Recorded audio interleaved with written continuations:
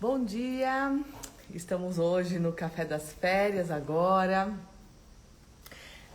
A gente vai abrir, no fim a gente começou a falar, mas nós vamos abrir para algumas perguntas, né? Um bate-papo mesmo, tá bom? Então a Solane entra agora, a Edna, a Andréia. A gente tem também o nosso encontro hoje, né? Para quem é maratonista, que eu tô vendo já maratonista aqui entrando, nós temos hoje a maratona, então nos vemos daqui a pouco, né? Bom dia. Hoje, parte também da maratona, bom dia. Hoje a gente vai deixar também para vocês entrarem com algumas dúvidas. Eu quero escutar de vocês, tá? Quais são os padrões que tem na sua família ou em alguém próximo, né? Eu ontem não tinha visto que teve uma pergunta e a Andréia me mandou depois, né, a pergunta que foi feita.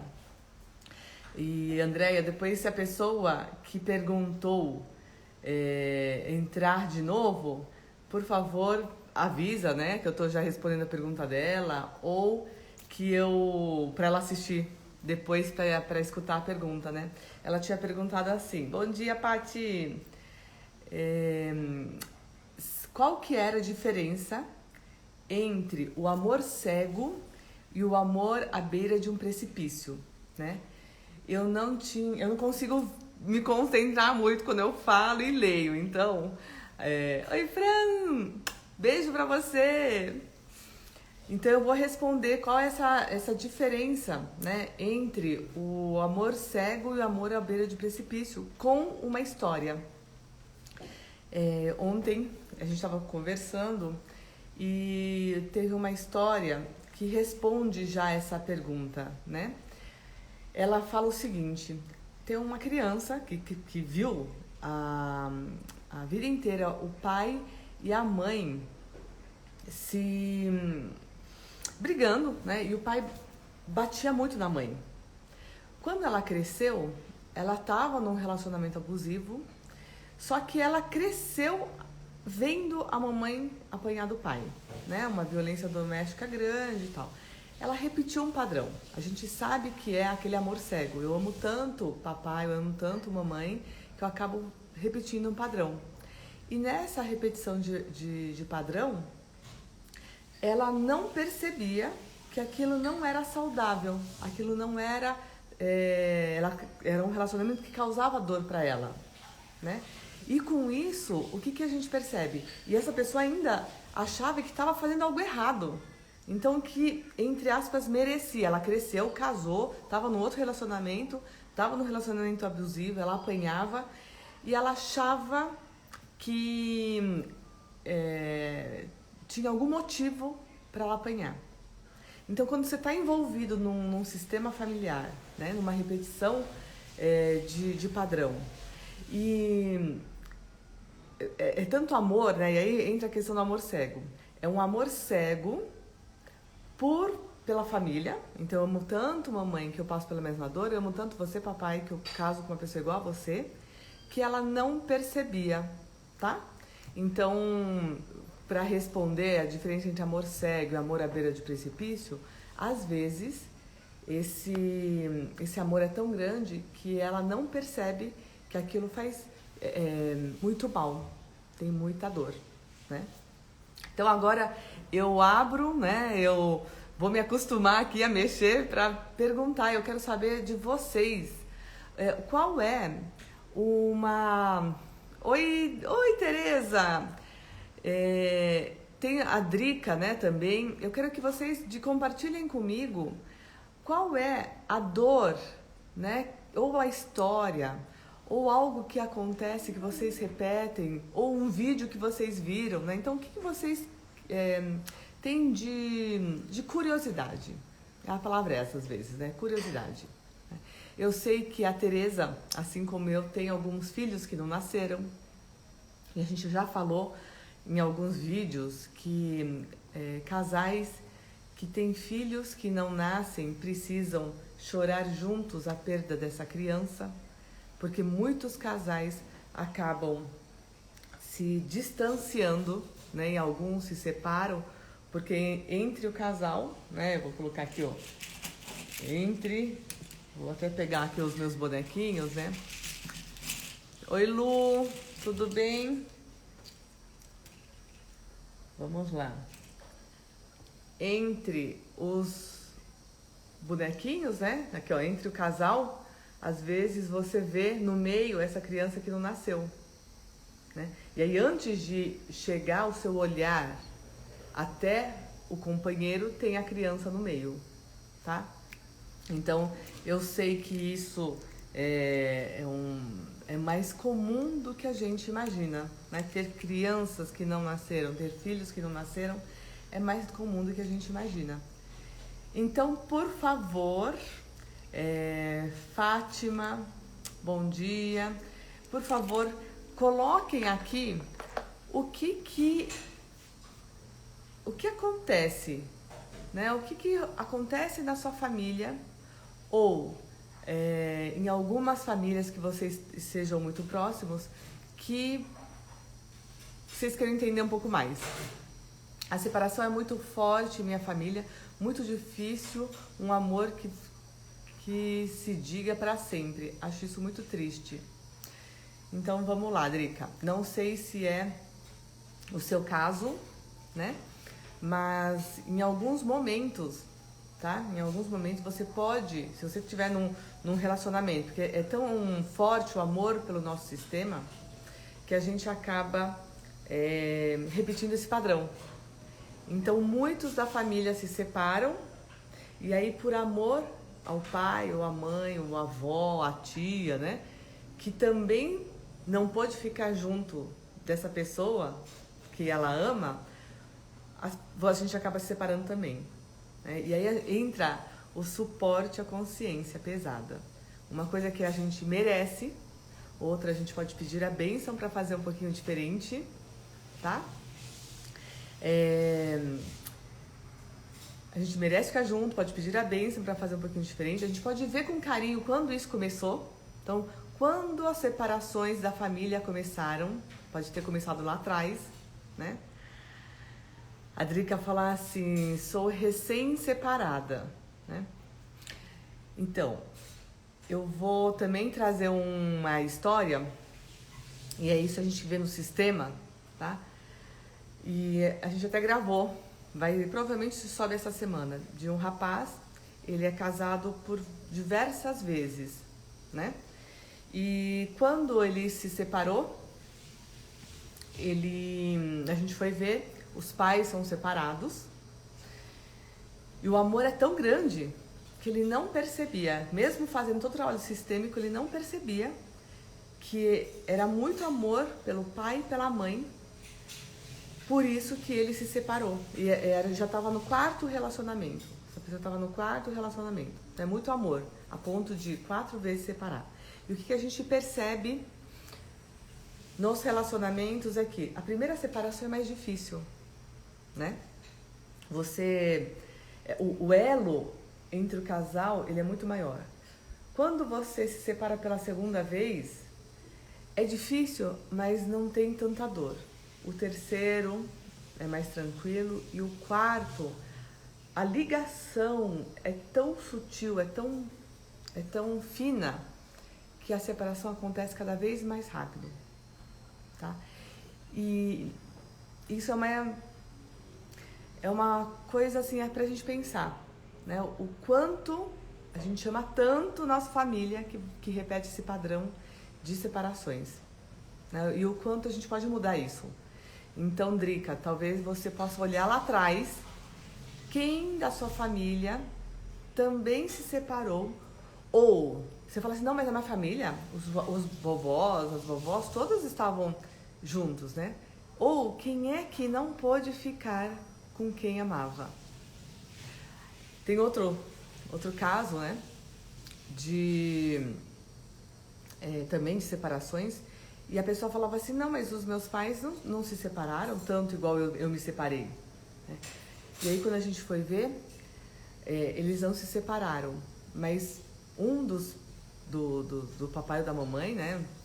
Era um dos dois, tá? Eu não abro aqui tudo, mas um dos dois gostou muito de alguém lá atrás, né? Então, antes de casar ou durante o casamento, se apaixonou, tanto que teve um relacionamento fora do casamento, né? Mas não se separou. Então, não ficou junto da pessoa que amava. E aí, sim, você repete um padrão, tá? Então, esses são alguns exemplos, né? Eu vi aqui, deixa eu voltar para ver a pergunta da Dani. Aqui. Qual a consequência disso nos relacionamentos posteriores a esse? Dani, me explica melhor a tua dúvida. Qual a consequência da separação, é isso? Qual a consequência disso nos relacionamentos posteriores a esse? Ah, tá, vamos ver. Depois você me fala aqui se eu tô te respondendo, tá? Mas tem uma cena que eu gosto muito. E depois, Dani, me fala se é isso que você tá perguntando, tá? Olha, você tá aqui. Ah, bom, agora eu vou responder uma coisa, depois você vê se... Você tá aqui, a pessoa tá aqui e casa com né, o marido teve outros relacionamentos, tá? Então, ao contrário, vai, olha. Você... O homem vai casar, ok? Com uma mulher, né? E já teve outros relacionamentos atrás disso, certo? Então, quando você casa com uma mulher, né, que já foi casada, quando você casa com uma mulher que já foi casada, muitas vezes a gente não casa apenas com o homem, né? O primeiro marido. Você tá casando com os outros relacionamentos juntos. Olha, essa aqui é uma cena interessante, né? Quando a mulher casa, tá? Com o homem. E esta mulher já foi casada. Vamos dizer, tô exagerando aqui, né? Mas essa mulher já foi casada por 2 vezes. É o 3º casamento. Muitas vezes, né? Se ela não teve e não consegue olhar com carinho os seus antigos relacionamentos e deixa esses relacionamentos livres, olha, a cena é essa, você tá no casamento, no dia do casamento, você não tá casando apenas com ela, né? Você tá casando junto com os outros relacionamentos dela. Dá pra entender isso? Por isso que a gente fala assim, agradeça, liberte-se. A gente tem, até no ciclo do despertar a gente vai fazer isso, são dinâmicas, porque aqui no nosso café, né, café das férias, a gente não fala muito, não vai ter tempo de fazer dinâmica, mas a gente vai fazer dinâmica justamente para acabar com isso, ó. Então, quando a mulher já foi casada, tá? E aí no dia do casamento, né? É uma cena interessante essa. Você tá casando não apenas com a pessoa, você casa com todos os ex-maridos dela também, tá? Então, essas dinâmicas que a gente faz de deixar o outro livre, né? Olhar com carinho os antigos relacionamentos, você fica livre para seguir apenas com o teu relacionamento atual, né? Eu vi agora... como quebrar isso para não ter consequências nos outros relacionamentos. A gente pode... Tá aqui o casal, né? Faz conta que não é o atual que você vai casar, tá? É um relacionamento novo, né? Para você estar apenas com este atual, a gente tem que o quê? Antes, libertar o antigo relacionamento e pedir pro antigo relacionamento te libertar. A gente olha com carinho, com gratidão, e em alguns momentos, que isso é difícil fazer, né? Quem é que tem dor nas costas aqui? Né? Eu volto a dizer, não é receita de bolo. Muitas vezes a dor nas costas está relacionada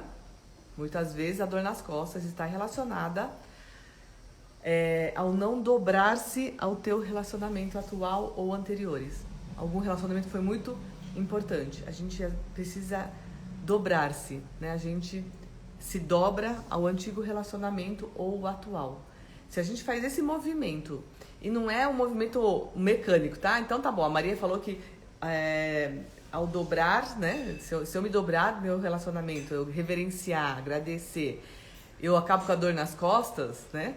Ó, um monte de gente tá com dor nas costas, né? Tarsila. Então, a Tarsila falou, olha que interessante. Não é um movimento mecânico.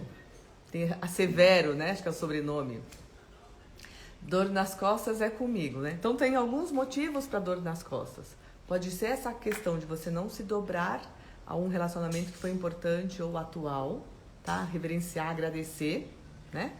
E muitas vezes esse movimento, quando você faz com uma intenção, com uma postura de gratidão, uma postura de olhar mesmo para o outro, nossa, o vento aqui, aí sim você pode parar com a dor nas costas, né? Aí continua, não sei se respondi a tua pergunta, Dani, mas a gente sim consegue estar 100% com o relacionamento atual quando olha com carinho e gratidão para os anteriores. Tá bom? Sem mágoa, sem raiva, né? Como tá? Do filho que não nasceu da relação passada, vamos lá. Vamos lá. Do filho que não nasceu do relacionamento passado, né? Muitas vezes, tá? E aí, de novo, não existe receita de bolo, tá? Pode ser que quando você o marido teve um relacionamento, né, anterior, e ele tiveram um filho que não nasceu. Então ele acaba fazendo parte do sistema do seu marido e, consequentemente, do seu, se você tiver filhos, né? O que a gente faz? A gente não exclui essa criança, tá? A gente não exclui essa criança. Ela faz parte. E a gente não exclui também a ex-mulher do marido, que foi a mãe, né? Que é a mãe dessa criança que não nasceu. Porque eu vou contar uma história, vamos lá, fica até mais fácil de entender. Teve um casal que tem a ex-namorada teve um filho que não nasceu, junto com o marido. Quando ela casou, ela também teve filhos que não nasceram. E ela foi avisar para as crianças, né? Então ela falava, olha, a gente teve mais um filho que não nasceu, para facilitar a nossa vida, tá? Então um filho era dela e o outro filho era da ex-namorada. Ela não contava que essa criança era da ex-namorada. Então ela teve mais um que nasceu. Então tem um que não nasceu, outro da ex-namorada, e ela teve um filho e o filho cresceu. Ela não contava para a criança, para o filho que nasceu. Ela falava assim, olha, mamãe teve 2 filhos que não nasceram. O que ela fazia ao contar para o filho que nasceu? Eu tenho 2 filhos que não nasceram. Primeiro que ela excluía totalmente a ex-namorada, né? E depois ela ficava apenas, né? Ela excluía, ela, entre aspas, sequestrava essa criança, porque esse primeiro filho não é dela. Ela queria que a criança soubesse que ela tinha 2 irmãos que não nasceram, certo? Mas fazendo isso, ela sequestrava essa criança da mãe. Quando ela percebeu que ela tinha que falar, sim, a verdade, né? Porque é importante, o filho que está vivo, é importante ele saber dos filhos que não nasceram, porque muitas vezes eles têm sintomas como não ir bem na escola, agressividade, come por 2, ou quando é adulto, vive por 2, né? Então faz coisas perigosas, tá? Então é importante saber que tem essas crianças. Mas essa mãe, ela queria falar que tem esses irmãos, mas Quando ela falava, olha, você tem 2 filhos, esses filhos são meus, eles não nasceram, eu excluía essa mãe. A partir do momento que você fala, olha, o papai teve uma namorada que foi muito importante, ou uma ex-mulher que foi muito importante, e ela tem, eles tiveram uma criança que não nasceu. Então você tem um irmão que não nasceu, que era da namorada do papai, ou da ex-mulher do papai, a mamãe também perdeu um, né? Então você tem 2 irmãos que não nasceram, e você é o nosso único filho vivo. Isso traz leveza para a criança, você inclui esta criança que é importante ser incluída, né? E você ainda traz para o teu sistema a mulher que foi muito importante. Por que ela foi muito importante? E aí você fala, a mamãe é grata por ela ter existido. E foi muito difícil para ela não ficar com o papai, né? Foi muito difícil, porque ela perdeu muito. Mas eu agradeço, porque se ela tivesse ficado com o papai, talvez hoje você não existisse. Então a mamãe agradece a existência dessa antiga namorada, essa antiga mulher. Isso traz leveza para todo mundo, para o casal, para as crianças, né? Para você que olha a ex-namorada, tá? Fran, antes da maratona, eu tinha muita dor nas costas. Depois do término da maratona, não senti mais dores. Acho que consegui ver com carinho alguém lá do passado. Ah, que bonito, Fran! Lindo, né? O Fran é casado com o Aldacir. E eu acho interessante fazer a maratona dos casais, né? O que a gente percebe quando o casal faz a maratona, ele fica mais unido, ele fica mais presente.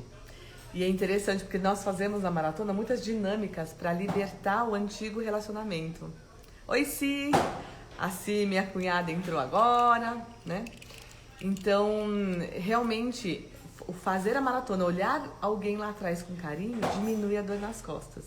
E o Fran, casado com o Aldacir, acho que até a parte financeira, né, Fran?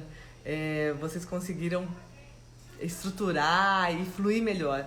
Às vezes a gente tá num relacionamento e como eles têm negócios juntos, né? Quando o relacionamento não tá bem, também o negócio não tá bem. Não era o caso deles, né? Mas o que a gente percebeu é que sim, a gente consegue ganhar dinheiro sem culpa, né? A gente fez eles participaram do workshop de relação sistêmica empresarial, né, e profissional. Eu achei muito bonito porque às vezes a gente se sente culpado de ganhar tanto. Quando a gente vai ver, essa questão financeira está relacionada com alguém lá atrás, né? Vamos ler aqui, ó. Vamos colocando as dúvidas para a gente tirar. Também tem os filhos não planejados e desejados, pois os filhos passam por problemas na vida. Também tem os filhos não planejados e desejados, pois os filhos passam por problemas na vida. Eu vou te responder o seguinte. Com o passar do tempo, né, Lucimar deve ser, né? Lucimar, eu falo assim, que todo filho que vem, planejado ou não, é uma bênção, né? E aí, às vezes a gente se culpa, porque é um susto. Vamos lá, eu já tenho um exemplo. Eu já tenho 3 filhos e veio o 4º filho. Pra mim foi um susto, né? O que eu faço? Peraí, só um pouquinho. Filho, mamãe tá... Maquis? Pedi silêncio aqui, que ele tá tomando café lá. Hoje eu vim pra cá e ele tá tomando café. Filhos que não nasceram. Filhos planejados ou não. Às vezes, é um susto sim. E aí você fala, pode ser que ele tenha problemas, né? Acaba descobrindo essa... que tá grávida. Para, não, para. Eu quero contar sobre o John. Depois a gente conta, eu vou fazer com você. Ele quer contar dos irmãos dele que não nasceram. Vamos lá. Quando não é planejado, a mãe, aí eles nascem, de qualquer forma é uma bênção, tá? A mãe pode se sentir muito culpada, certo? Porque fala assim, nossa, eu não queria, né? Eu acabei, entre aspas, rejeitando, porque foi um susto, né? E agora eu vejo as consequências. O que eu faço com isso? se a tua postura enquanto mãe mudar, a vida deles também muda. Lembra? Tudo que a gente faz aqui em cima, a terceira lei, a lei da ordem, né? Hierarquia, quando a gente muda aqui em cima, muda aqui embaixo, tá? Então, se eu mudo aqui em cima, eu mudo aqui embaixo. Se eu mudo a minha postura e eu vejo não como um fardo, como uma bênção, tá? Essas crianças que nasceram no susto, que não foram planejadas, aqui também muda. Uma frase que me sai muitas vezes quando a gente faz as dinâmicas sistêmicas e quando a gente olha para os nossos filhos, né? Ou quando os pais olham pra gente, a frase naturalmente sai essa: que bom que você nasceu. Foi um susto, na hora que eu descobri que estava grávida, foi um susto. Mas que bom que você nasceu. Isso traz uma leveza, ó. Eu vou até fazer com vocês. Fecha os olhos, né? Fecha os olhos. Imagine seus pais olhando para você. E imagine que talvez também tenha sido um susto saber que estava grávida, né? Não foi planejado, mas depois do susto tá tudo certo. Ela decidiu ficar com você, porque se ela não quisesse de verdade, ela poderia ter, né, feito coisas e você não tá aqui. Então, imagine que teve susto, que você nasceu, e agora que você nasceu, bebezinha, assim que nasceu, imagina os olhos do papai e da mamãe te olhando, eles bem olhando nos seus olhos e falando assim pra você: que bom que você nasceu, né? Que bom que você nasceu. Sente isso e veja o que você sente, tá? Vamos lá. Outra questão. Sobre traição da parte do marido. Estamos casados há 27 anos juntos e recém foi descoberta a situação. Rose, quando você descobre essa situação, e ó, só para respeitar o horário, eu vou responder o da Rose, e eu começo amanhã, Rose, trazendo essa situação de novo, porque não dá para falar em 5 minutos, né? E eu acho super importante isso. Por quê?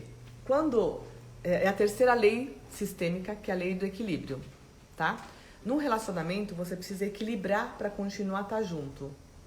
Quando um ou outro deve muito, então, por exemplo, a mulher tá aqui, ela faz um monte de coisa pro marido, tal, ele fica devendo. É ruim dever. Até dinheiro é ruim dever. Você pode perceber. Quando você vê, Max, quando você fica devendo dinheiro para alguém, essa pessoa que deve sai do relacionamento, ok? Então, o homem, sobre uma traição da parte do marido, o homem traiu, tá? Ele tá devendo. Tem duas coisas. O quanto você, mulher, que descobriu, né, acha que vale a pena. Porque, às vezes, perceba se ele não traiu honrando alguém lá atrás. Tem homens, eu já vi várias dinâmicas, tá? Que ele ama muito a esposa. E ama mesmo. Aí o papai traiu a mamãe. O que ele faz? Esse marido olha pro papai, né, que traiu lá atrás, e fala assim: pai, eu te amo tanto que igual a você eu faço igual. Eu repito um padrão. Eu amo tanto você que eu faço igual. Ou essa outra situação que eu vi. O marido, né, ele tem a mamãe e o papai, e a mãe dele traiu o pai. E ele julgou a mãe a vida inteira, a ponto de fazer os dois separarem. Esse menino, quando descobriu, contou pro pai: a mamãe tá te traindo, e pequeno, interferiu no relacionamento dos dois e fez os dois separarem. O que acontece quando você faz isso? Você fica emaranhado. Você se envolveu na coisa dos grandes. Então a segunda lei sistêmica, que é a lei da ordem e da hierarquia, você pequeno nunca se mexe no relacionamento dos grandes, tá? Então ele, por amor, né, ao papai que sentiu a dor, e por julgar a mãe, por isso que a gente nunca julga ninguém, não existe certo e errado, existe aquilo que é certo pro nosso relacionamento, pro nosso casamento e pra nossa vida. Ele julgou o que aconteceu, julgou a mamãe. Ele repetiu um padrão. Ele julgou tanto a mamãe, tanto que na dinâmica era interessante que ele ficava com vergonha. Ele traiu. mas ele morria de vergonha. E ele não conseguia olhar nem para a esposa e nem para a pessoa que ele ficou junto. Por quê? Porque sabe a questão do julgamento? Quando você julga, aquilo que você julga volta pra você. Ele julgou tanto a mamãe, que traiu, né? O pai, que ele acabou traindo. Mas ele não conseguia mais olhar pra mulher, nem pra outra mulher.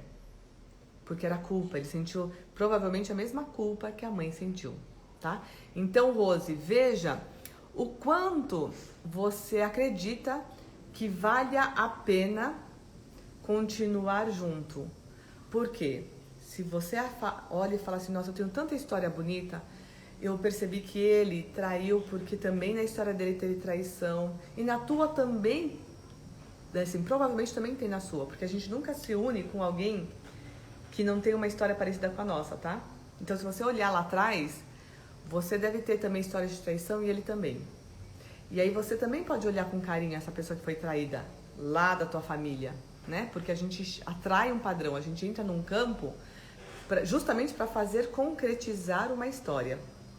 Então, se você acha que vale a pena ficar com a pessoa, né? Mesmo descobrindo essa traição, ficar com a pessoa, o que você faz? Você compensa.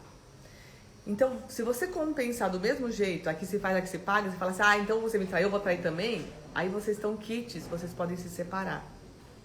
Agora, se você falar assim, não, ele me traiu, você precisa equilibrar.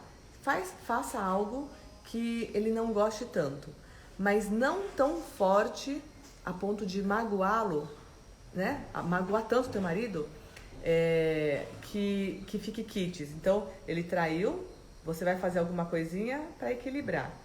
Mas não tão dolorido para ele, que magoe tanto ele, que fiquem iguais a ponto de vocês se separarem.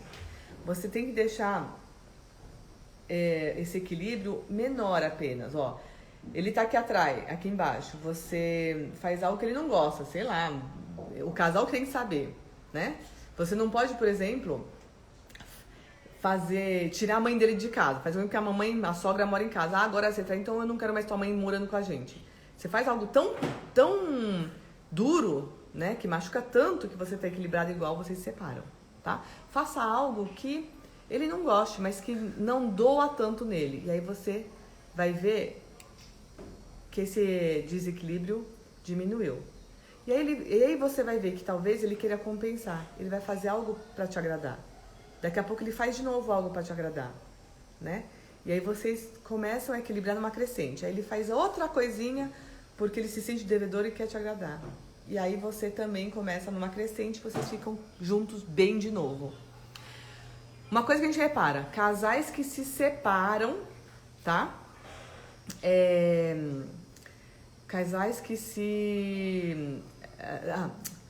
casais que descobrem traição e que ficam juntos e não se separam, depois dessa fase pesada, eles ficam mais juntos ainda. Eles se unem mais ainda. Isso que a gente vê nessas dinâmicas. Casais que descobrem, né, que um traiu e continuam juntos, depois dessa fase ruim ficam mais próximos ainda, ok? Bom,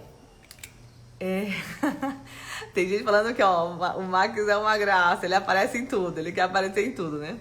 Nunca falei pra minha filha que perdi um filho antes dela ter nascido. Fale, Fátima, porque traz leveza pra ela, viu? Muitas crianças têm dificuldade, levam uma vida pesada porque não sabem que tem esses irmãos. Então, amanhã a gente pode já até falar sobre isso. E num relacionamento onde meu pai foi sempre o provedor, mas o meu marido não se desenvolve na parte profissional. Cris, tudo isso eu vou falar amanhã, porque a gente tem meia hora. Então eu vou pedir para dar um print nessas dúvidas, que a gente já começa amanhã com essas dúvidas, tá? Eu vou falar sobre isso. Mas tem duas coisas. Ou ele que não tem a mamãe no coração, provavelmente ele não se dá com a mãe, por isso que não vai bem profissionalmente. E aí também tem que ver a tua situação, né? Não dá pra fazer já falar sem conhecer nada da história. Mas se é ele que não tá indo bem profissionalmente, muitas vezes é com ele, né? Ele não se dá bem com a mamãe. que a mãe significa profissão e dinheiro, o pai, sucesso e o mundo. E quando ocorre um aborto induzido, os pais ficam ligados a esse bebê, independente se é induzido ou espontâneo, a gente já tá ligado. Essa criança existe. Imagina que criança que não nasceu é como um filho, tá sempre ligado, tá? E isso também você fala para a criança depois, o filho vivo, você fala depois. Por quê? O destino dessa criança foi mais difícil, né? O destino dessa criança que foi induzido é mais difícil do que uma que foi espontâneo.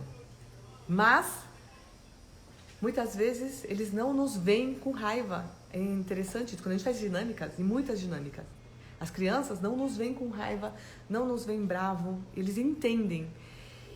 E você vai ver que esse foi o tempo certo para passar com vocês, né? Esse 1 mês, 2 meses, 3 meses foi o tempo certo da mãe passar com o filho, tá?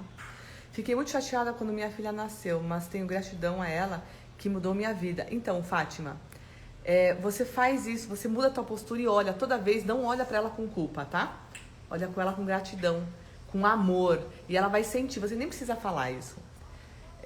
A questão sistêmica é interessante, né? Você entra e sai no mesmo instante. Então, você muda a postura, muda a vida da sua filha, tá? Essa mãozinha do joinha aí, ele é um Max, ele que faz assim, mãe, põe um joinha pra minha mãe. Então, aí, ó, já tá a frase dele, põe um joinha pra minha mãe. Mãe refletindo no... Exatamente. Pronto, olha lá. Vamos terminar. Faz a sua fala de sempre. Amanhã a gente se vê às 9. Termino de responder todas as perguntas. Vai. Deixa o like e vai passar no canal da minha mãe. Isso, deixa o joinha, convide seus amigos. Beijo, Toque Cê. o sininho pra poder o YouTube mandar notificação. Isso, do YouTube. Ele fala assim, põe o... Explica pro pessoal o que é isso que você fala do põe o sininho. O sininho lá no inscrever-se, lá tem um sininho lá que tem um risquinho. Daí quando ele tirar o risquinho, quando lançar vídeo novo, ele vai avisar o YouTube que lançou vídeo novo. Então é isso. Quem segue no YouTube, põe o sininho, inscreva-se que você recebe os vídeos. Um beijo, bom dia pra vocês e até amanhã. Beijo, obrigada. Ai, linda. Até, Oliveira.